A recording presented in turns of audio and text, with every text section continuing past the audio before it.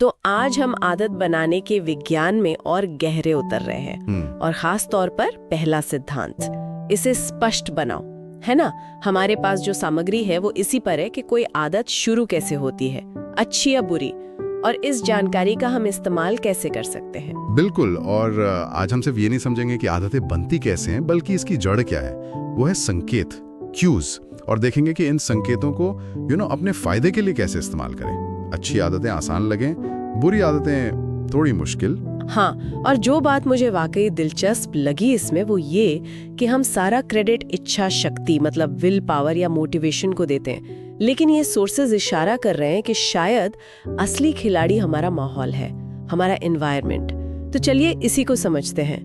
कहाँ से शुरू करें? आपने संकेतों का जिक्र किया, क्यूज, ये हैं क्या असल में, और आदत में इनका रोल?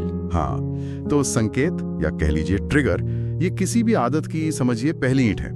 ये हमारे दिमाग के लिए एक इशारा होते हैं कि अब भाई फला काम करना है।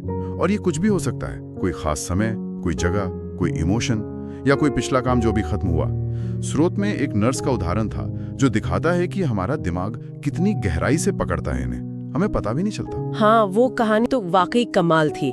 कैसे वो अनुभवी नर्स सिर्फ मरीज को देखकर उसके चेहरे के भाव या स्किन का हल्का सा रंग बदलना, मतलब इतने सटल साइंस जिन्हें कोई और शायद देखे भी नहीं, वो भांप लेती थी कि कुछ सीरियस गड़बड़ है, जबकि बाहर से सब नॉर्मल था।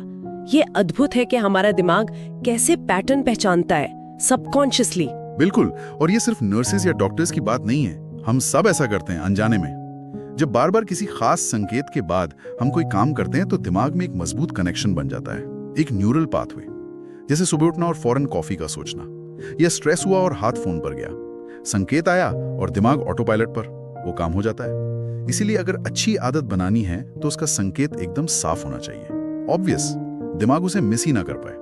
अच्छा, तो इसका मतलब ये हुआ कि सिर्फ सोच लेना कि कल से रोज कसरत करूंगी या ज्यादा किताबें पढ़ूंगी, ये काफी नहीं है, क्योंकि ये तो बहुत ही गोलमोल सी बातें हैं। कोई साफ ट्रिगर नहीं है कि कब करना है, कहाँ करना है। एग्जैक्टली, स्रोत यही कहते हैं। ऐसी अस्पष्ट योजनाएं वे अक्सर हवा में ही रह जाती हैं, दिमाग को पता ही नहीं चलता कि भाई एक्शन कब लेना है। इसीलिए ज्यादा असरदार तरीका है जिसे कहते हैं इम्प्लीमेंटेशन इंटेंशन, यानी इरादे को लागू करने की एक ठोस स्पेसिफिक योजना बनाना। यह सिर्फ इच्छा नहीं बल्कि एक तयशुदा फैसला है, क्या, कब और कहां। अच्छा, तो ये एक तरह का कॉन्ट्रैक्ट है अपने साथ। जैसे वो फॉर्मूला दिया था, मैं समय पर जगह पर ये काम करूंगी। उदाहरण के लिए, मैं रोज सुबह 7 बजे अपने लिविंग रूम में योगा मैट पर 20 मिनट योगा करूंगी। तो यहाँ सुबह का 7 बजना और लिविंग रूम में होना, ये योग के लिए एकदम क्रिस्टल क्लियर संकेत बन गए। हाँ बिल्कुल, जितनी ज्यादा क्लैरिटी, जितनी स्पेसिफिसिटी होगी, आदत शुरू करना उतना ही आसान होगा। क्यों? क्योंकि ये दिमाग से सोचने का बोझ हटा देता है। डिसीजन मेकिंग खत्म। जब 7 बजेंगे और आप लिविंग रूम में होंगे तो सोचना नहीं पड़ेगा क्या करूं या कल से प्लान रेडी है, बस फॉलो करना है। इसे कॉग्निटिव ईज भी कहते हैं। दिमाग को साफ इंस्ट्रक्शंस पसंद है। सेहतमंद खाओ से बेटर है हर लंच के साथ एक कटोरी सलाद खाऊंगा, ज्यादा काम करता है। और आप चाहें तो इसे और पक्का करने के लिए, जैसे आपने कहा, रात में ही योग मैट बिछा दें। एक और विजुअल क्यू। ये इम्प्लीमेंटेशन इंटेंशन वाला तरीका तो समझ आया, बढ़िया है। लेकिन अब आते हैं उस मुद्दे पर जो मुझे सबसे ज्यादा चौंकाने वाला लगा, प्रेरणा बनाम माहौल, मोटिवेशन वर्सेस एनवायरनमेंट। स्रोत कहते हैं कि मोटिवेशन पर डिपेंड मत रहो, माहौल को सही करो। ये बात थोड़ी हजम करनी मुश्किल है। हमें तो हमेशा सिखाया गया है कि इरादा पक्का हो तो सब मुमकिन है। हाँ, ये वाकई एक पावरफुल आइडिया है और शायद थोड़ा हमारी आम सोच को चैलेंज भी करता है। देखिए, प्रेरणा, मोटिवेशन, ये एक लहर की तरह है, कभी ऊपर कभी एकदम नीचे। आज जोश है, कल शायद थकान हो या मूड खराब हो। इस पर पूरी तरह निर्भर रहना थोड़ा रिस्की है। लेकिन आपका माहौल, आपका आसपास, वो तो 24/7 आपके साथ है ना।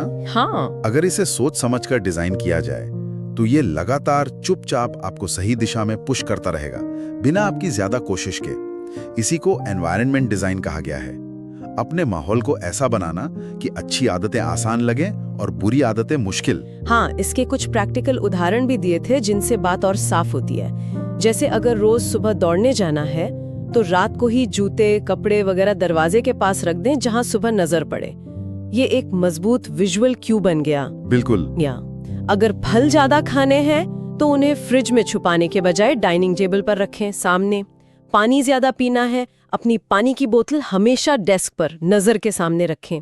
ये छोटे छोटे बदलाव हैं, पर ये माहौल को आपके हक में कर देते हैं। और बुरी आदतों के लिए ठीक इसका उल्टा। यहाँ मकसद है उस संकेत को ही रास्ते से हटा देना या उसे अदृश्य बना देना, पहुंच से दूर, जो उस बुरी आदत को ट्रिगर करता है। मान लीजिए टीवी देखने की आदत कम करनी है। हाँ। तो सबसे आसान, टीवी देखने के बाद रिमोट को किसी दराज में डाल दें, या और अच्छा दूसरे कमरे में। अगली बार जब मन करेगा तो रिमोट सामने नहीं होगा, एक रुकावट आ गई, एक फ्रिक्शन। हो सकता है आप आलस कर जाएं, टीवी ना देखें। अच्छा। मीठा खाने की आदत कम करनी है, घर में बिस्किट, चॉकलेट रखना बंद कर दें। हाँ। संकेत ही गायब, तो आदत ट्रिगर कैसे होगी? मुश्किल हो जाएगा। इसे कहते हैं संकेत को अदृश्य बनाना। लेकिन क्या ये हमेशा इतना सीधा होता है? मतलब मान लीजिए किसी की कोई आदत बहुत पुरानी है, बहुत गहरी, जैसे स्मोकिंग या सोशल मीडिया का बहुत ज्यादा इस्तेमाल। क्या सिर्फ सिगरेट छुपाने या फोन दूर रखने से आदत छूट जाएगी? स्रोत क्या कहते हैं इस बारे में?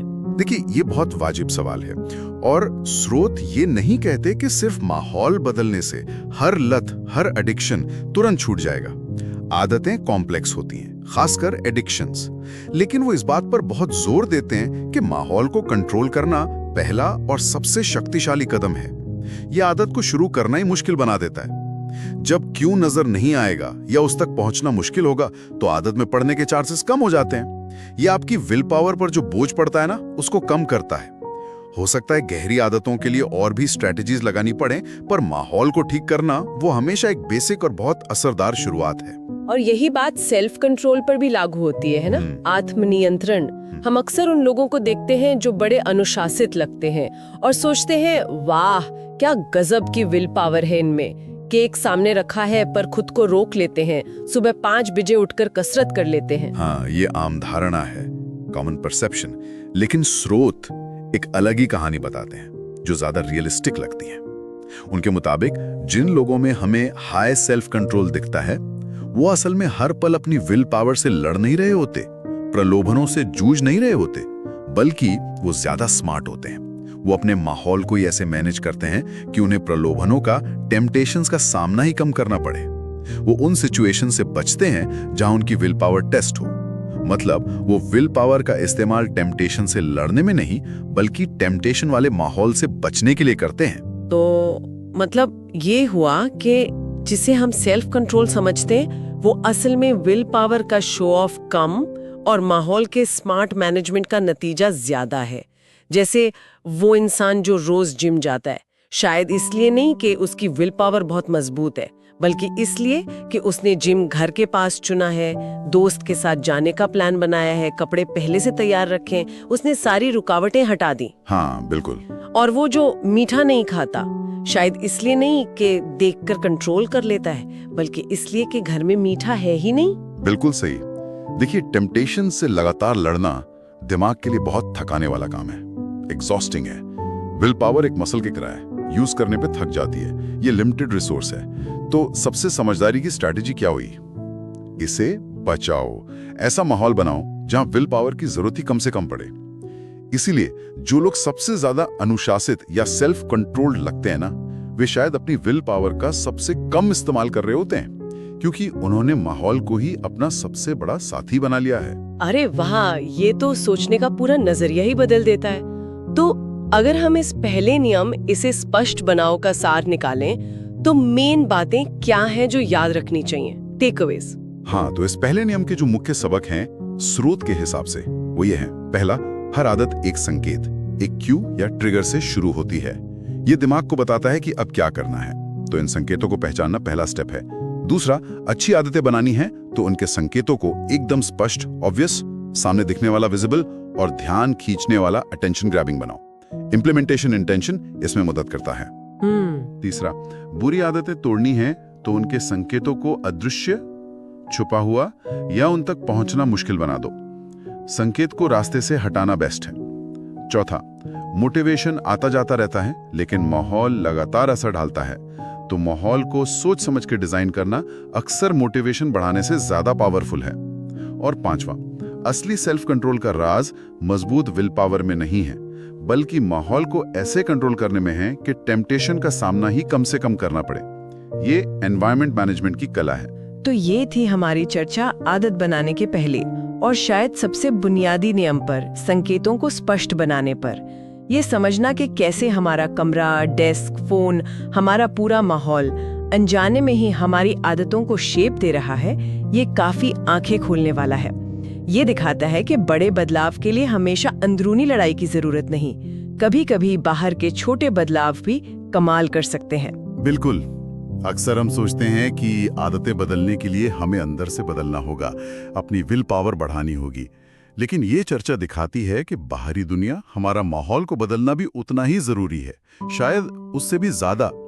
व्यवहार बदलने की चाबी अक्सर बाहर है, उन चीजों को बदलने में जो हमारे कंट्रोल में है। ये आदतों को आसान या मुश्किल बनाने का एक सीधा, प्रैक्टिकल और अक्सर नजरअंदाज किया जाने वाला तरीका है।